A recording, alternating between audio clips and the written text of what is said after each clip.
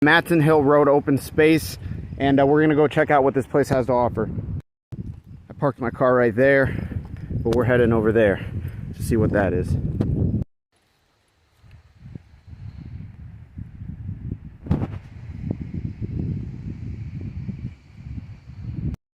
So I'm not exactly sure what this place is yet, but we're about to find out.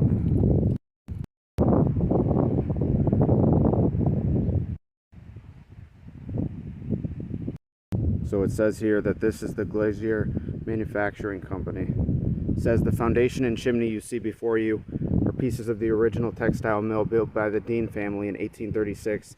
Throughout its history, the Glazier Manufacturing Company encompassed as many as 28 interconnected buildings on this property, each serving a different purpose in the production process.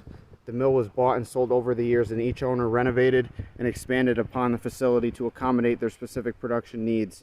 As you can see in the aerial map below, which is right here, the property spans a great deal of land bordering Matson Hill Road and Roaring Brook, and each company leveraged the land and bordering brook to erect buildings that supported their business operations. The insurance survey maps below, taken in 1877 and 1922, which are right here, respectively, depict the evolution of the building and demonstrate the vast changes that took place over a decade of textile production here in Glastonbury. So there you have it. Here's one of the maps. So this might be the chimney that I'm looking at right here on the map right there. It looks like it had another building connected to it, as well as this building right here. Just the foundation remains for the most part, it looks like. But that would have probably been this building and had other buildings over there. And then this map, same thing. This would be it right here, that chimney and all these buildings. It looks like there used to be a lot of buildings here, but I don't know what happened to them. That's something I've yet to find out. But look at this map. It's pretty complex. Pretty cool though. Piece of history. So it says, okay, cool. So it says you are here where the chimney and foundation from the original mill building still stand. The outline above depicts the property boundaries for your exploration. Oh, that's awesome. All right. So we're right here, right off of Matson Hill Road. Parked my car over here. We walked up. We're right here right now looking at the sign, but we're about to walk into the complex, or the building, not the complex itself. We're going to walk over there and check it out.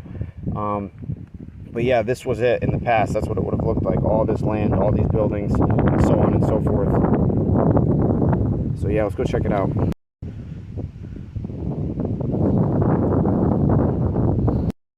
Looks like there's a storm brewing, storm moving in, so I gotta be kind of brief here so I don't get rained upon, but we'll see.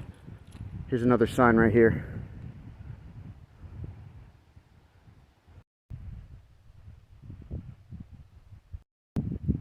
So here we got a little timeline going on. Let's check it out.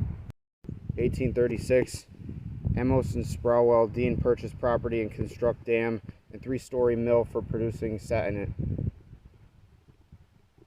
1848, Martin and Horatio Hollister transfer title to cHoW Manufacturing Company and continue producing satinate in woolen goods. 1861, Frank Glazier joins Hollister's management team. And then we move to 1890. Frank Glazier dies and son Frank D. Glazier takes over lead management role. In 1909, Glazier changes company name to Glazier Manufacturing Company. In 1933, Depression hits. Glazier sells ownership to the Brookside Woolen Company. Soon thereafter, the title transferred to Joseph G. Jacob, then to Hopewell Mill, Inc. 1936 to 1956, Landry Brothers operate mill under name Matson Mill, eventually forced to close due to the environmental concerns. Property exchanges hands several more times with little success. 1956, J.T. Slocomb Company purchased property and uses it to produce aerospace parts. And in 2007, Glastonbury purchased the property to preserve land as an open space and public landmark as well. And right here, it says in this box that's attached to these 2 years right here, it says the mill experienced great success in the years of Frank Glazier Jr.'s management. His business acumen and progressive thinking played a critical role in the mill's market stability and is exemplified in all facets of the company business model. Glazier invested in the mill's structural integrity as well as his employees. His innovation and foresight supported the mill's expanded product line and allowed them to maintain strong market share within the competitive textile industry. Some of his most noteworthy innovations included Hopewell Heights, an on-site housing complex for mill employees, a dedicated game room and library for employees, leveraging a nearby tributary called Slab Gutbrook to build a hydrant system which would protect the mill in the event of a fire, the leading cause of the mill demise at the time, and transforming the product line to higher quality goods, services, sustaining the mill's competitive edge while others were put out of business by larger operations. So there you have it. It's kind of a brief history and a rundown of the place overall, if you will. And there it is. Stay off structure, potential for loose stones and unstable structure. All right, good to know. Before we check that out, we're going to head over here. There's one more sign, one more plaque I'm going to take a look at. So let's get it. So this plaque right here in front of me has a lot of information on it. I'm going to try to go through it as quickly as possible and break it down for you guys piece by piece. I'm not going to stand here and read the whole thing though, just because it's going to take quite a bit of time to do that. So let's jump right into it and see what we have here. So it says the Glazier Manufacturing Company is rich with history and its remnants have been preserved to symbolize its significant contribution to thriving textile industry in Glastonbury. Okay, so we read about that. They purchased the property with privileges to leverage the water source for manufacturing processes or purposes. With a strategically placed dam in Roaring Brook, the Dean family constructed a 3-story water-powered mill to produce satin and woolen materials. Over the years, the property changed ownership several times, which you know already at this point. Blah, blah, blah. Eventually, he assumed full ownership of the property, now known then as the Hopewell Woolen Mill, and spent the next several years making significant investments in technological enhancements to transform the property, increase production, and improve the quality of materials produced. He erected 5-story buildings, a Morse elevator, and nearby apartment housing for his employees in a complex called the Hopewell Heights. Glazier's market-savvy and progressive business model is apparent in the mill's transformation over the course of his management. Let's see what else. By upgrading the mill's looms and replacing the original water wheel with turbines, Glazier improved operational efficiencies, and the mill began producing higher quality garment fabrics, including ladies' dress goods, men's smoking jackets, blankets, and rainy day clothes. The materials produced were used in the Civil War Army uniforms and even the upholstery in Ford vehicles. And it just continues on, but let's see what else. Unfortunately, the mill could not withstand the troubled times of the Great Depression, and Glazier sold the company in 1933. Over the next 2 decades, the company was bought and sold to various manufacturing entrepreneurs, but the success of their predecessors could not be retained. In 1956, J.T. Slocomb Company purchased the property, as you know, and repurposed the site as an aerospace manufacturing facility. The Slocomb Company produced micrometers, jet engine parts, and other military materials until economic conditions forced them to close shop. The property remained fairly dormant for the next several years, and in 2007, the town of Glastonbury acquired the site to preserve its history and open the space up for public use. With nearly all the structures being removed, the original granite foundation and the brick chimney remain here today.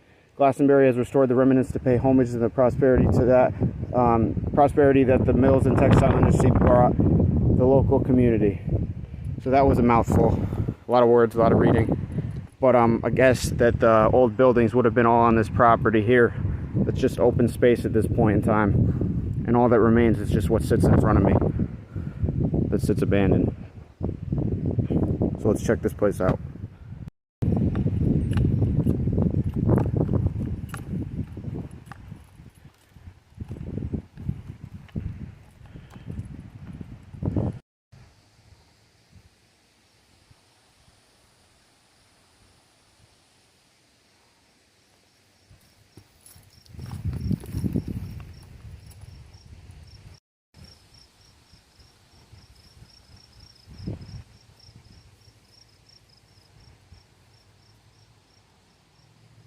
So all that remains now is just a shell of what was a building and what was also many buildings at one point in time. Pretty massive chimney here though. It's got to be at least 70 to 90 feet high, give or take. But that's pretty cool. Even though it's just the remnants of the building that was here, it still is history, and I'm just walking through history right now. It's pretty cool. Looks like this might have been a doorway that has been blocked with cinder blocks, or filled in with cinder blocks and cement. Like over there's a little hole that's filled in as well, sealed off. Let's walk through this little hole in the wall. Wow, look at that. So this is the other side of the building that remains. Not much to see, but still, it's still here for what's left of it. Oh, looks like there's this little hatch door on the chimney. Used to be in use when it was an active mill, or whatever the case was. Wow, that's a massive chimney, I'm not gonna lie. Really neat. So in all this open space, like I just showed you over there in that open space, more buildings probably would have sat here as well and have been built here as well, but they're all gone. They're all, I think, torn down at this point, and this is just what remains, this shell of the place. Let's walk over here past the chimney. I hear like a waterfall or some type thing going on over here, so let's check it out. I think there might be a river that passes by. We're gonna see. Before we do that, here's a view from the other side of the property. And there's the chimney, and there's the structure that remains in ruin, or ruins. Back over here we go. Okay, cool. So there's a river, a stream that runs directly behind the property. Pretty cool. Lots of flowing water. Very relaxing indeed.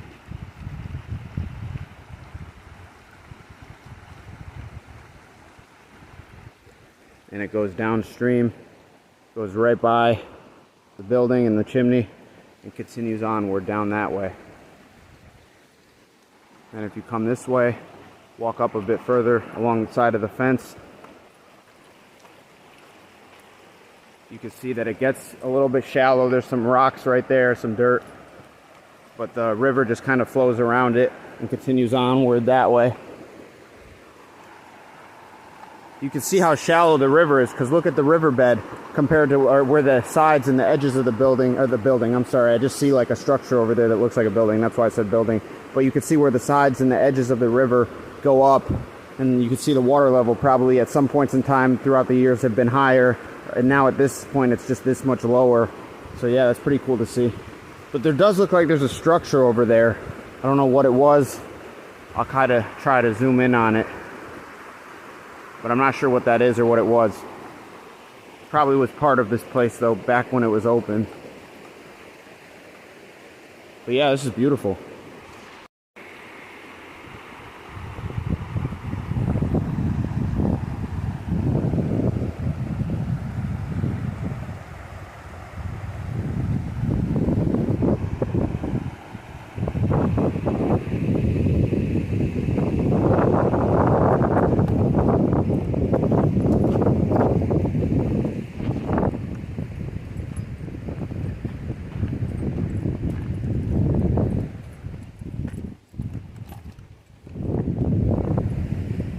Looks like there's more trails going down this direction. Here's more of the river. Looks like it, at some points in times when the water levels were higher, it'd be a pretty massive river, to be honest. Still is pretty big and running at this point in time, but I can only imagine when it's full of water, even more so, what it would be like. Lots of flooding, lots of running water, and so on. Let's see what this sign says. Let's see what it says right now. Danger, fall hazard. It's all covered up. I can't even read it. Access beyond this point may be or may result in serious injury or death. All right, that's good to know. Anyways, it's starting to rain right now, so I'm gonna head back to my car before it starts to downpour. Hopefully it doesn't start downpouring, because it was a beautiful day outside. Oh, the wind's picking up too. Anyways, I'm glad I got to explore a little bit of this place. Didn't even know it was here, and it sits, what remains sits here abandoned right here in the state of Connecticut. You never know what you have in your own backyard, quote unquote.